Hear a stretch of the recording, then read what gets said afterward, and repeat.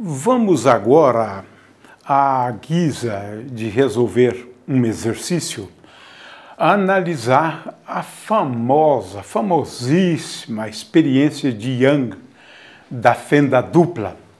Pode ser enunciado assim: determine a posição dos máximos e mínimos produzidos num anteparo plano quando a luz incidente passa por duas fendas localizadas a uma distância que estamos aqui denominando de D minúsculo, é a distância entre as fendas, e considere a distância D maiúsculo, a distância entre o anteparo e o plano que contém as duas fendas, né, satisfazendo as seguintes condições, 3 condições.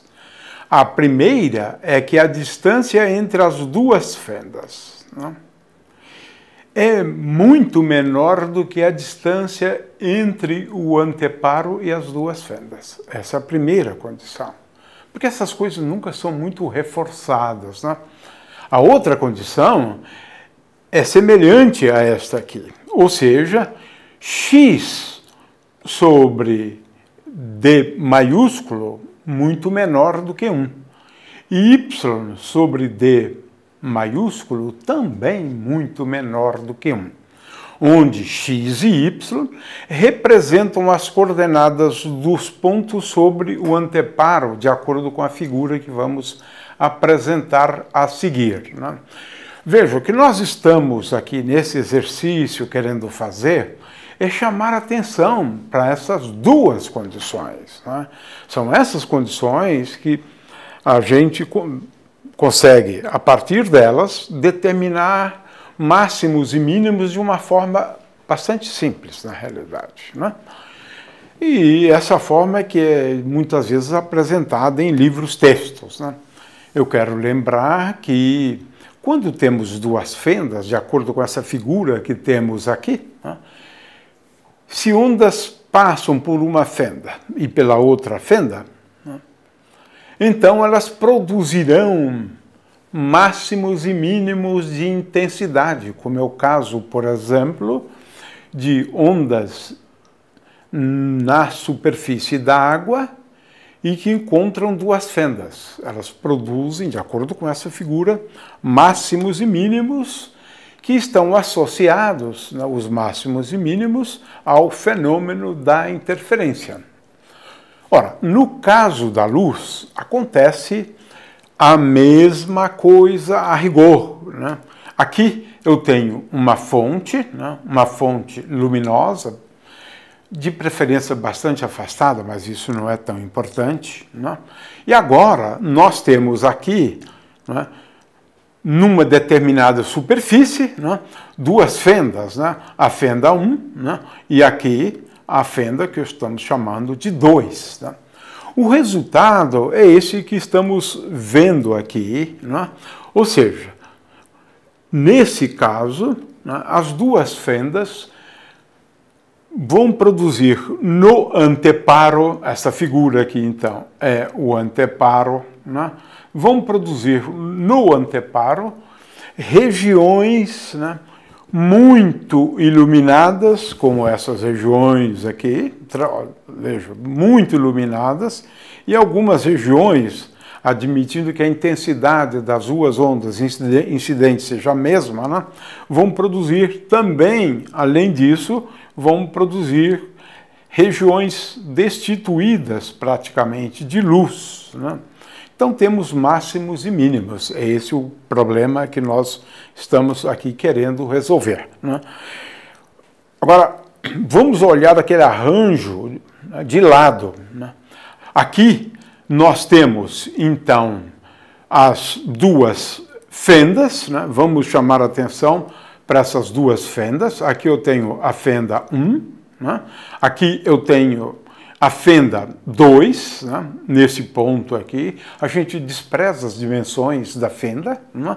Elas não podem ser muito pequenas, de raio muito pequeno, porque senão nós estamos falando já de difração, né? Muito bem. O fato é que elas estão a uma distância, como indicada aqui, D, e aqui o plano, né, no qual nós temos o anteparo.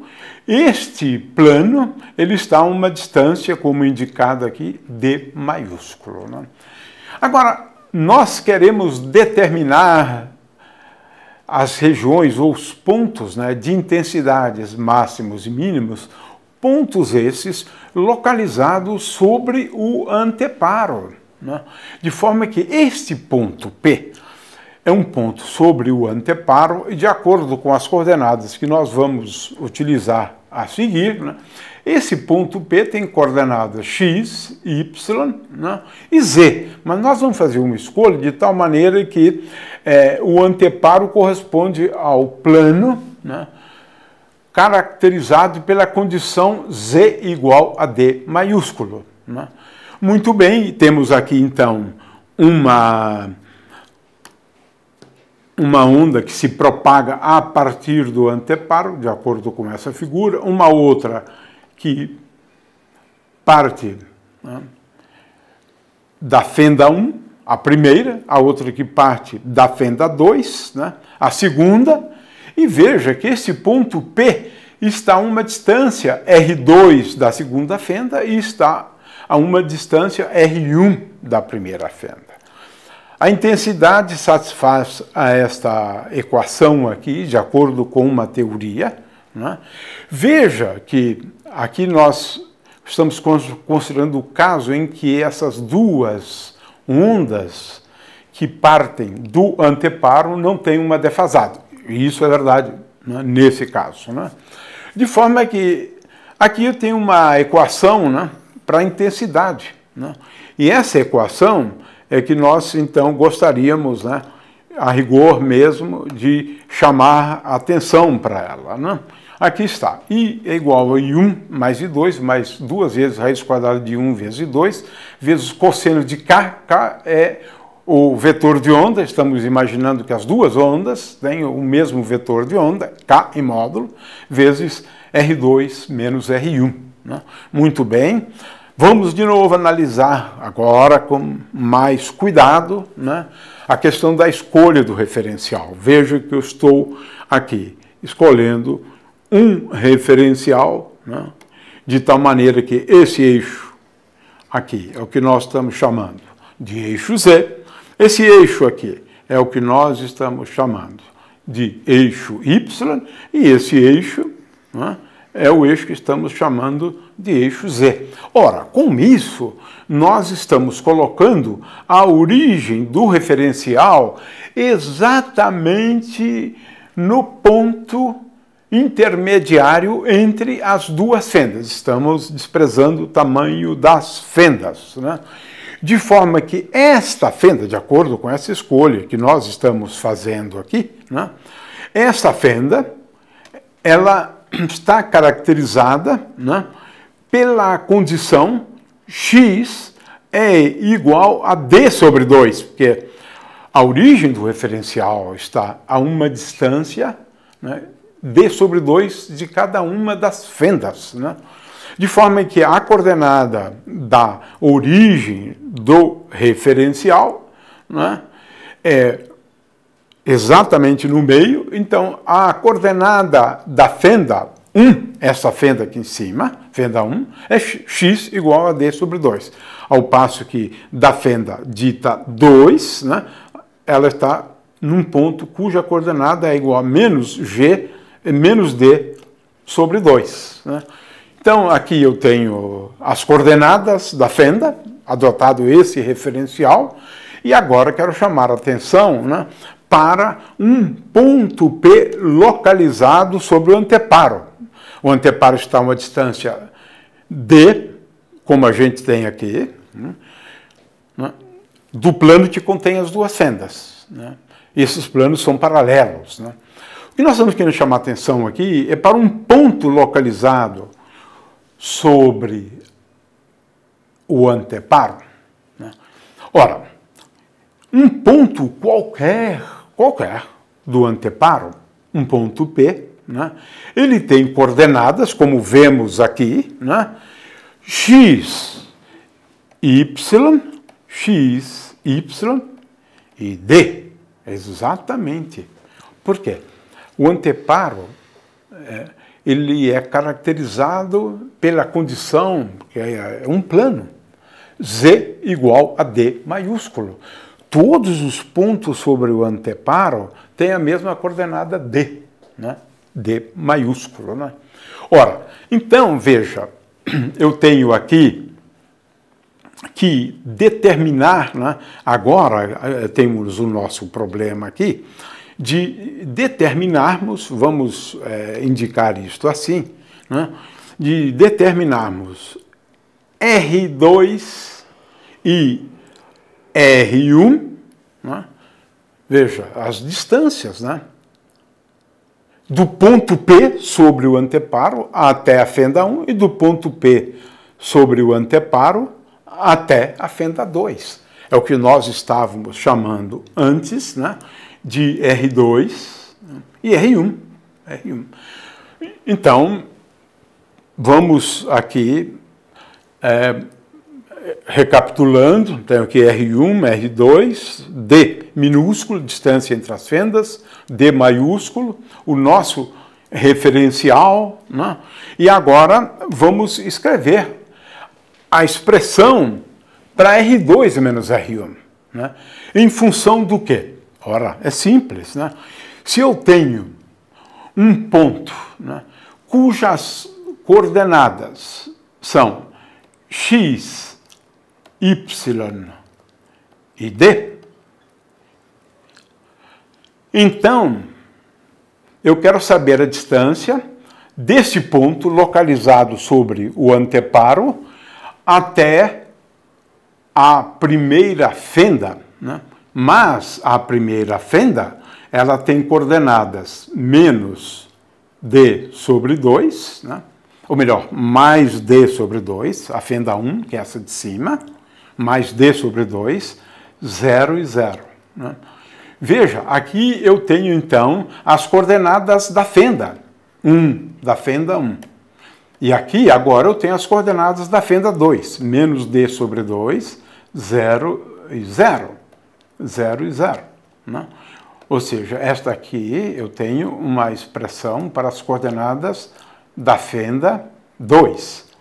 Agora, qual é a distância de um ponto sobre o anteparo até a fenda 1? É simples. X menos d sobre 2 ao quadrado, mais y2, mais d maiúsculo ao quadrado. Isso, e a raiz quadrada disso. É a distância entre os dois pontos. x1 menos x2 ao quadrado, mais y1 menos y2 ao quadrado, mais e1 menos e2 ao quadrado, a raiz quadrada disso. É isso. Então, eu tenho aqui a expressão, né? Eu tenho aqui a expressão, né? Para R2, e aqui eu tenho a expressão para R1. Né?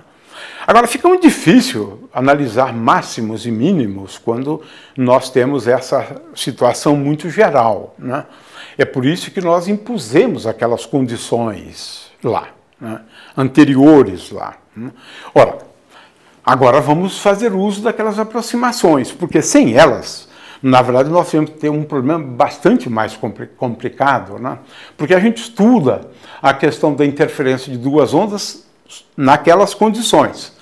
Ora, então o que eu faço? Eu escrevo o seguinte, eu escrevo R2 igual, agora eu coloco D grande em evidência, e aqui eu coloco raiz quadrada, né? Veja, raiz quadrada de 1 mais y2, né, sobre d grande ao quadrado, né, d maiúsculo ao quadrado, mais x menos d sobre 2, e agora isto aqui, 1 sobre d ao quadrado, né, 1 sobre d ao quadrado. Isso é R2, né? Que, ou melhor, no caso de R2 é o sinal mais aqui, né? E o R1, ele é a mesma expressão, tem uma expressão análoga a esta aqui, né? Raiz quadrada de 1 mais y2 dividido por d2 mais x menos d sobre 2, x menos d sobre 2, né, ao quadrado, e tudo isso aqui 1 sobre d ao quadrado. Né? Então eu tenho duas expressões, mas agora eu quero lembrar o seguinte, veja, este termo aqui, y2 sobre d maiúsculo ao quadrado, mais o outro termo, são muito pequenininhos. Então, vamos denominar de epsilon, né, a raiz que está aqui. E agora eu faço uso de uma aproximação. Qual seja, a aproximação é raiz quadrada de 1 mais epsilon. Se epsilon for pequeno, eu posso escrever como sendo igual a 1 mais epsilon sobre 2, é isto. Então, eu faço essa aproximação tanto para R2 quanto para R1. É claro que muitos termos aqui se cancelam e eu fico, finalmente, eu obtenho, né, finalmente a seguinte expressão, R2 menos R1, né, é aproximadamente, né, porque é diante daquelas aproximações, né, que nós adotamos antes, né, x sobre d maiúsculo muito menor do que 1, y sobre d maiúsculo muito menor do que 1 e d minúsculo sobre d maiúsculo muito menor do que 1. Então, fazendo uso, veja que num caso eu tenho 1 mais epsilon sobre 2, no outro eu tenho 1 mais epsilon' sobre 2, né? É claro que, como tem o sinal menos aqui, esses termos se cancelam. E os únicos termos que sobrevivem são estes aqui. A saber, né? A saber, o resultado, então, final é x vezes d dividido por d maiúsculo. Olha só como é simples. Como a gente escreve uma expressão muito simples entre as diferenças de distâncias, né, percorridas pela luz quando parte de uma fenda e da outra fenda. Nessa aproximação, a diferença de distância, né, percorrida pelos raios luminosos, né, provenientes de uma fenda e da outra, tem essa expressão aqui que é muito, mas muito simples mesmo, né? E essa, então, a expressão que a gente está querendo chamar a atenção para ela. R2 menos R1. Bom, e agora, então, podemos retomar o nosso problema, né? Então, vamos analisar agora a condição para os máximos, né? Lembrando da nossa expressão que a intensidade da onda resultante é igual à intensidade da onda proveniente da fenda 1, mais a intensidade da onda proveniente da fenda 2, né? Mais, e agora aqui eu tenho mais raiz quadrada de I1 vezes I2, né? Vezes I2, e aqui eu tenho duas vezes, né? Duas vezes cosseno de K vezes R2 menos R1, né? E nós já havíamos concluído, né, que K vezes, que R2 menos R1 é igual a X vezes D dividido por D maiúsculo. Havíamos feito essa conta antes. Vamos considerar o caso aqui em que as intensidades, né, são intensidades, né, iguais, né? Portanto, I1 é igual a I2. E vamos denominar esse termo aqui de θ, cosseno θ. Θ igual a K vezes R2 menos R1. Portanto, a intensidade, ela ou pode ser escrita, né, como sendo I1 mais I2, né, que é simplesmente I1 porque I1 igual a I2, agora I1, né, é igual a I2, né? Então, I é igual a 2 vezes I1, mas veja bem, I1 é igual a I2, então mais 2 vezes I1, 2 vezes I1, porque I1 vezes I2, a raiz quadrada disso é igual a 2 vezes cosseno θ. Vezes cosseno θ.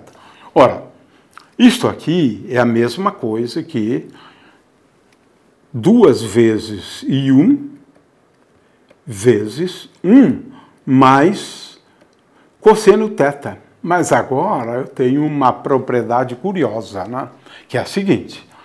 Cosseno θ é igual a cosseno ao quadrado de θ sobre 2, né? Menos seno ao quadrado de θ sobre 2. Portanto, 1 mais cosseno θ, 1 mais cosseno θ é igual a cosseno ao quadrado de θ mais 1 menos seno ao quadrado de θ. Veja bem, isso aqui é igual a cosseno ao quadrado de θ. Consequentemente, 1 mais cosseno ao quadrado de θ é igual, veja só que simplificação, é igual a 2 vezes cosseno ao quadrado de θ. Né? Veja só, então, a intensidade da onda resultante, I, é igual, né, a 2 vezes I, mas eu tenho aqui 2 vezes cosseno, portanto, é igual a 4 vezes, né, I, né, 4 vezes I, né, e agora aqui, I1, né, que é a intensidade de uma delas, né, vezes cosseno ao quadrado de θ sobre 2. Né, de cosseno ao quadrado de θ sobre 2. Né, θ sobre 2. Portanto, veja bem, a intensidade é máxima quando θ sobre 2 for igual, então vamos lá, θ sobre 2, né, θ sobre 2, né, for igual a n vezes π.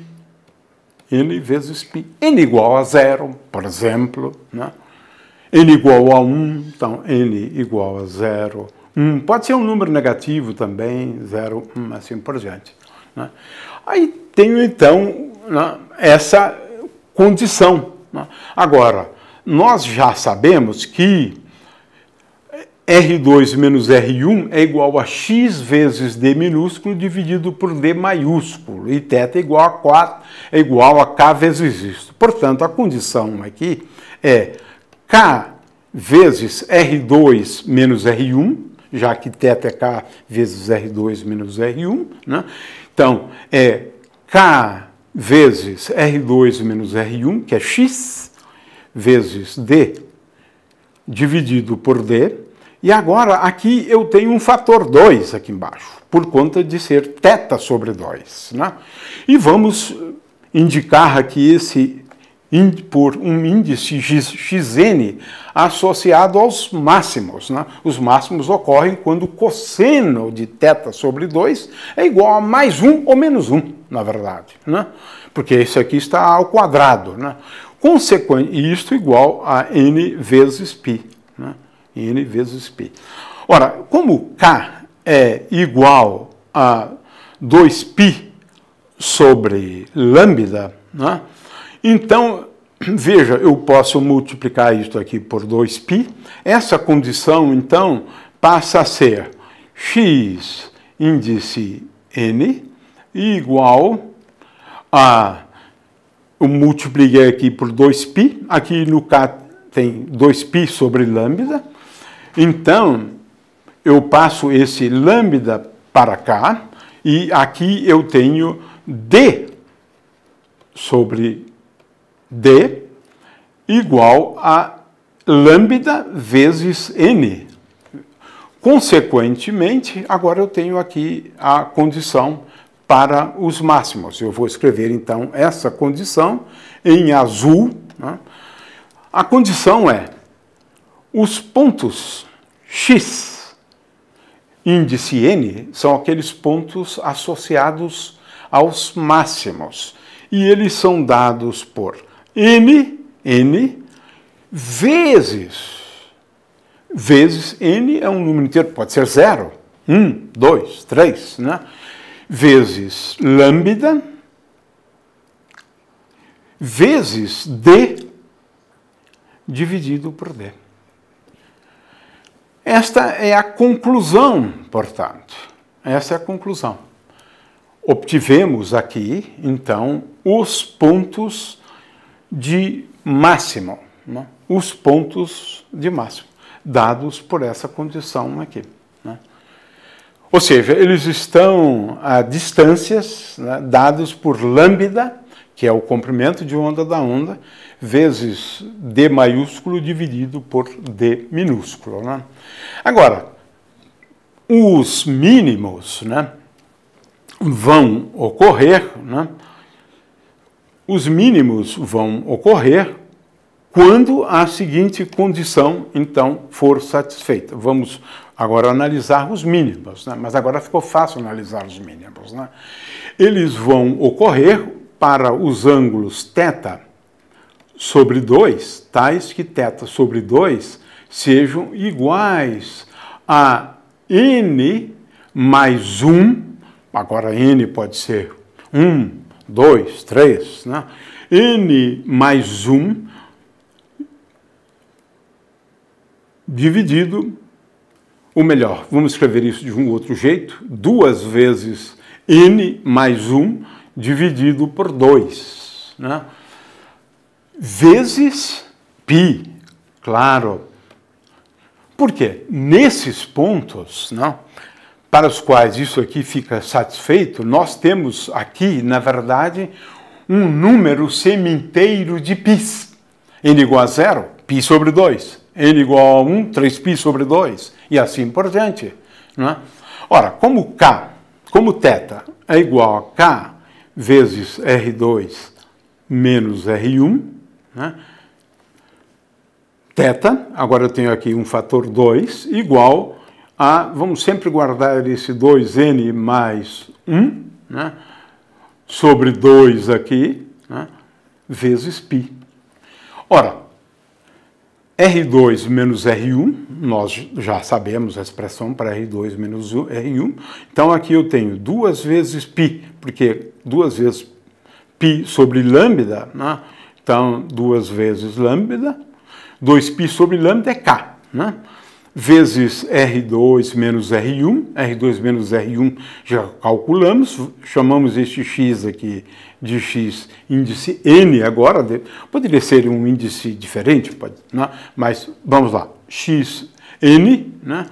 Vezes agora d dividido por d, né? Porque isso aqui já havíamos determinado antes, né? Isso aqui é R2 menos R1, né? É igual a 2 vezes n mais 1 dividido por 2 vezes π. Né? Veja, agora esse 2π se cancela com esse 2π e eu obtenho então a condição, primeiramente, xn vezes d dividido por d maiúsculo é igual a 2 vezes n mais 1 dividido por 2, né, vezes lambda. Ou, agora, encerrando, né, nós temos a seguinte condição, portanto. Os mínimos ocorrem para as coordenadas x dadas por xn, x índice n, igual a 2n mais 1, então, n vezes 2 mais 1, dividido por 2, né, vezes lambda, e agora d maiúsculo dividido por d minúsculo.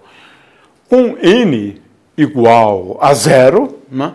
Então temos aqui o primeiro, que é igual a meio de lambda d maiúsculo dividido por d minúsculo. Com isso, nós vemos que os mínimos, eles estão a distâncias iguais, né? Os máximos também. Consequentemente, temos aqui o resultado, né? Nós temos regiões, né?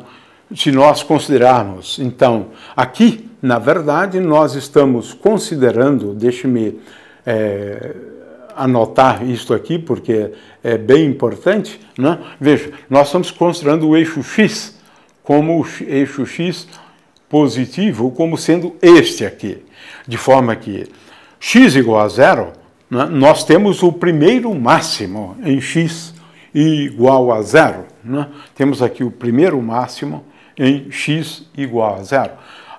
Logo em seguida, a uma distância de lambda vezes d maiúsculo dividido por d minúsculo, nós temos um segundo máximo.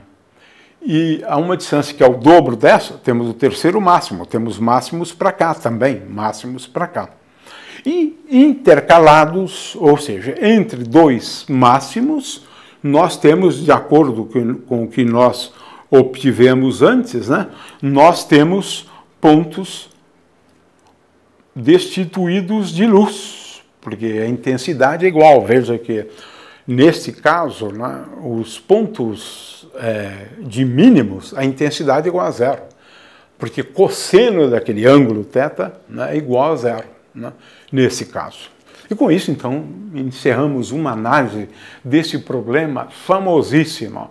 Se é que nós quisemos escrever essas expressões, né, usando todas as coordenadas e fazendo uso das aproximações, que quase nunca se chama atenção para isso.